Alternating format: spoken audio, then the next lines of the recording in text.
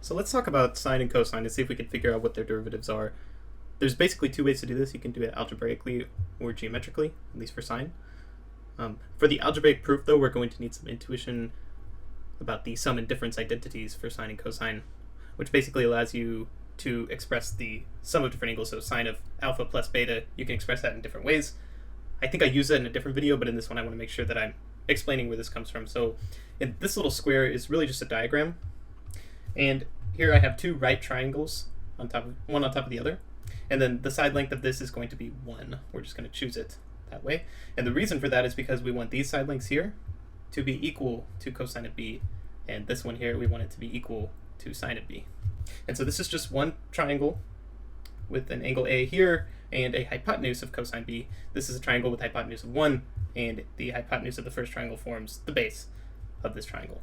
And we want to see if we can fill out the rest of the lengths of the sides of this figure. And immediately what we can notice is that this is a 90-degree angle right here, right? And this angle is going to be 90 minus a, right? Because there's a 90-degree angle here. 90 minus a plus a would be 90. That would complete this triangle would be 180 degrees. So this entire angle here is going to be 180 degrees. And here we have 90 degrees, and then we have 90 minus a. And the remaining angle must be equal to a in order to make all of that add up to 180 degrees, forming that straight line.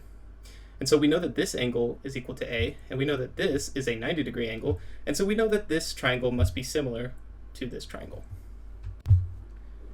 So we know that these two triangles are similar, but we also know that we essentially have two parallel lines here, and here, here, and here. And this line right here of length 1 is intersecting two parallel lines.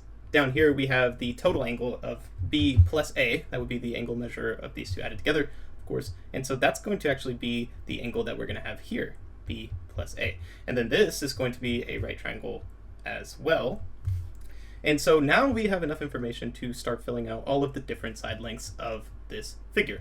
So right here, sine of b plus a would just be opposite over hypotenuse. The hypotenuse of this triangle is just equal to 1. So the total length of this entire side right here, total length of this side is going to be sine of b plus a. It's going to be the length of that side. Here, what do we know? Well, we know that sine of a here is going to equal the length of this side,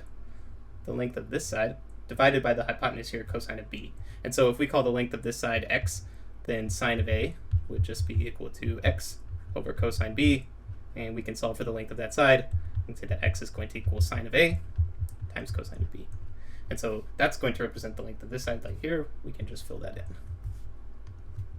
And here, we have our angle of a right here. The measure of this side, we can call it y.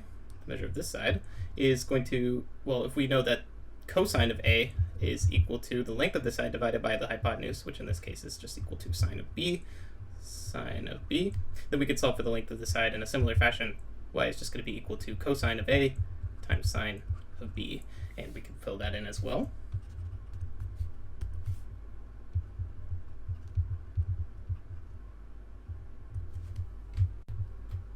Now, using a similar process, you can very quickly figure out that the length of this side down here is going to be cosine of a times cosine of b.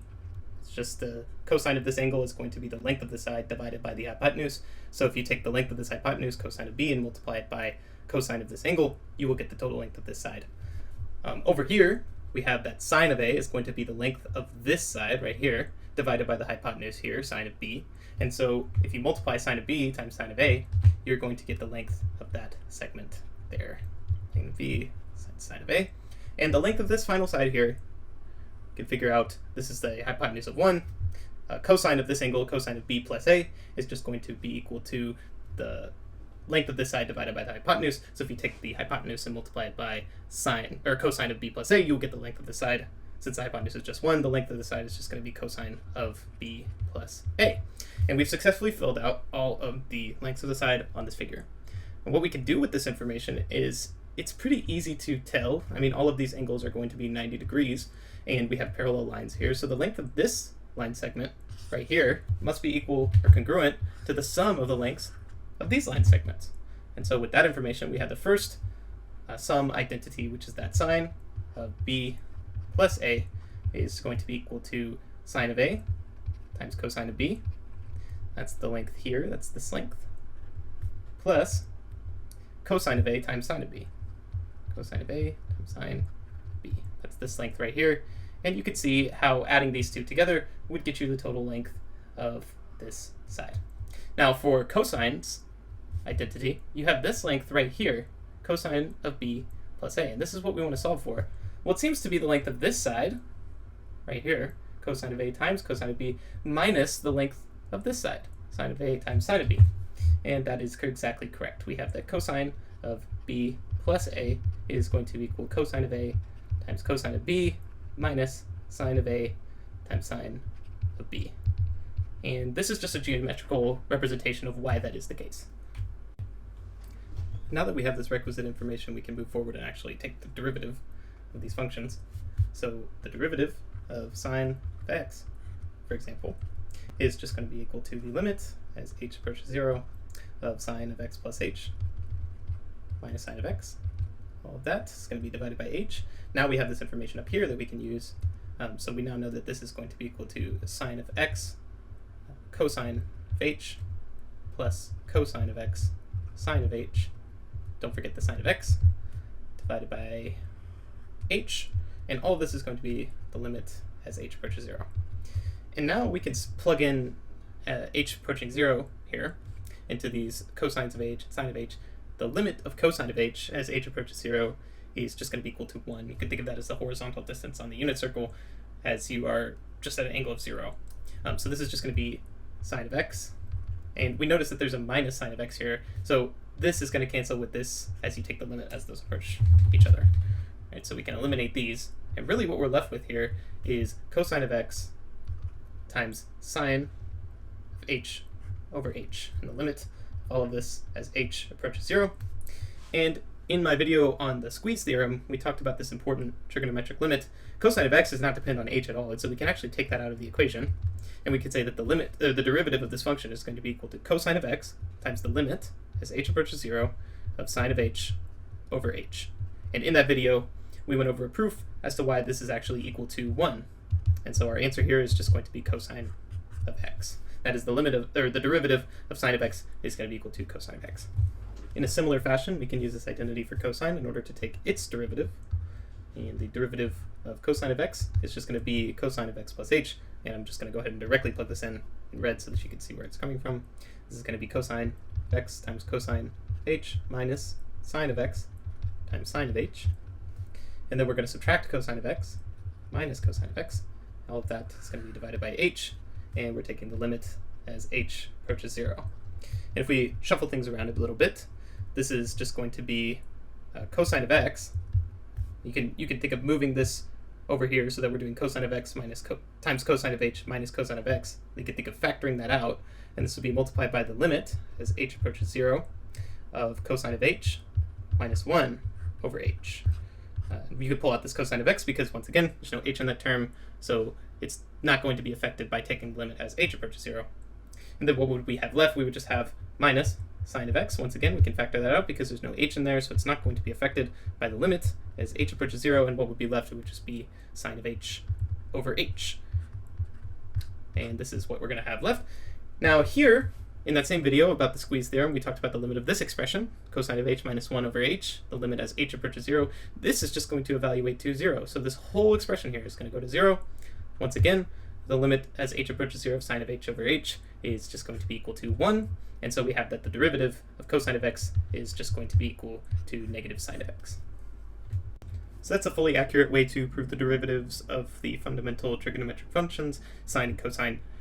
It's algebraic, and it uses this diagram that I seemingly have pulled out of nowhere. This you might see in a lot of different textbooks. It just helps to demonstrate the sum and difference identities for sine and cosine. But it's really not necessary. And just to show you an alternative, we can actually just defer to the geometry of the unit circle itself. So here I have our standard unit circle. This is going to be just the segment of the circle that's in the first quadrant with a radius of 1. We see that angle theta here. And these coordinates of this point that is going to be on the circle, the intersection between the radius and the point, is going to be cosine theta for the x value. That's because there is a radius of 1 here. This forms the hypotenuse of this right triangle. And cosine of this angle is going to be the length of the side divided by the hypotenuse. And so the length of the side divided by 1 is just going to be the length of the side, so that's going to equal cosine of theta. And for similar reasoning, this vertical height here is going to represent sine of theta.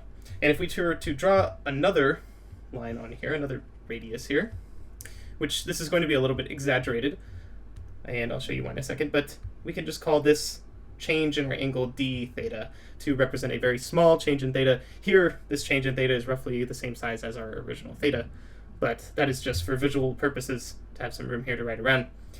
We want this d theta to be almost infinitesimally small, or indeed infinitesimally small. And that's going to be necessary for some of our calculations as we move forward with this proof. So there's a couple different things to realize here about this problem before we move forward. The first is to understand that the length of this side is just equal to the arc length here, which is just r theta, but in this case we're dealing with d theta and our radius is r, so the length of this is just going to be equal to d theta. But the other thing that we want to realize is, and you might hypothesize, that as d theta gets smaller and smaller and smaller and these 2 points get closer and closer together, this arc length is going to approximate a line. Like, it's not going to be a arc anymore, it's going to be look more and more and more like a line. And if we zoom in here, I can show you why we might want that to be the case, because if this were indeed a line, then we could draw a little altitude here and we could form a right triangle, and this would allow us to work with that mathematically. And you might assume that as we bring these points closer and closer together, this will approximate the behavior of a line.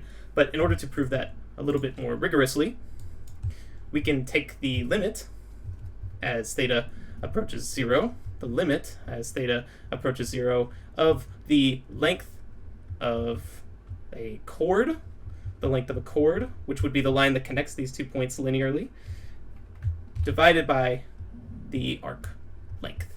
And if we take this ratio and we take the limit as theta approaches 0 of this ratio and it equals to 1, that will be sufficient proof to show us that the behavior of this arc length is going to approximate that of a line as we make this d theta smaller and smaller and smaller.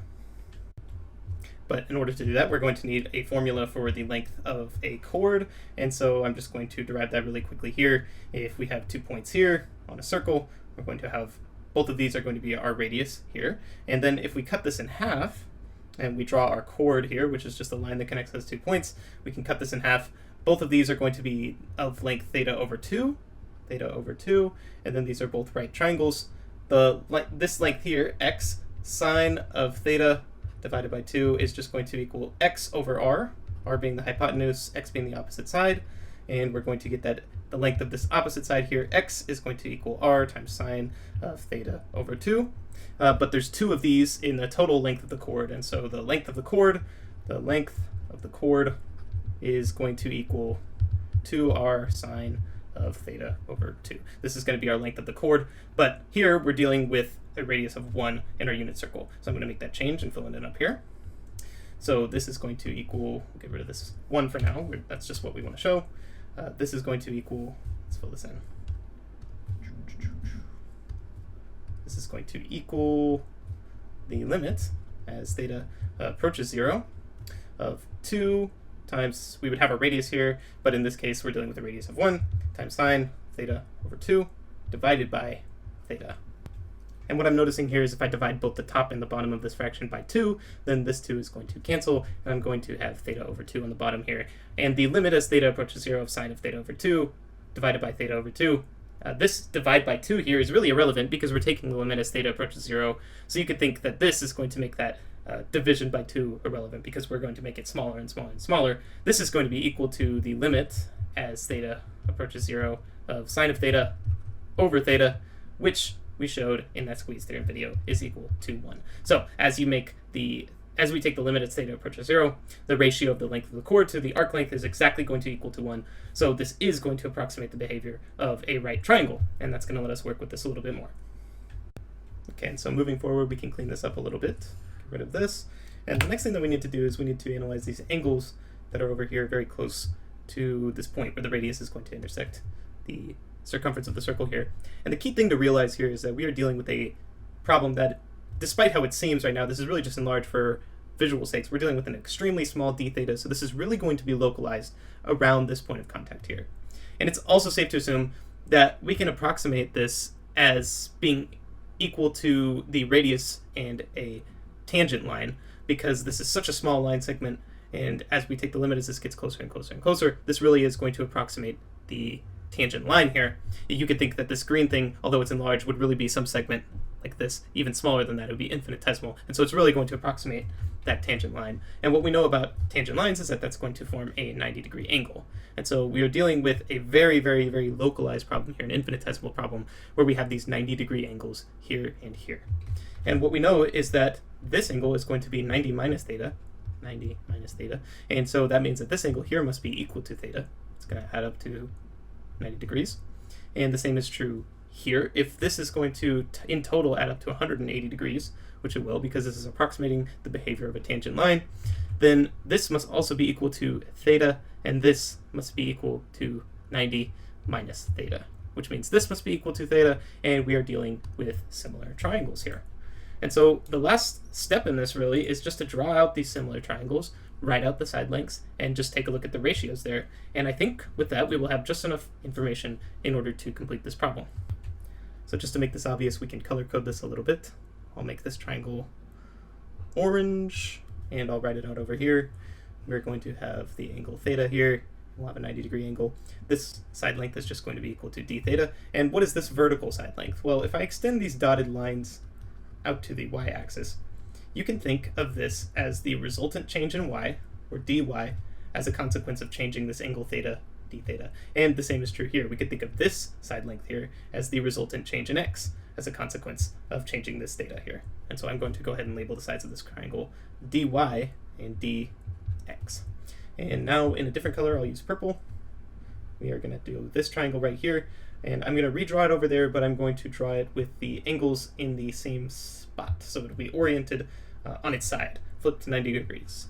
And so I'll draw this here. Here I'm going to draw theta just to match this one, make those ratios more easy to identify. Here we're going to have cosine of theta.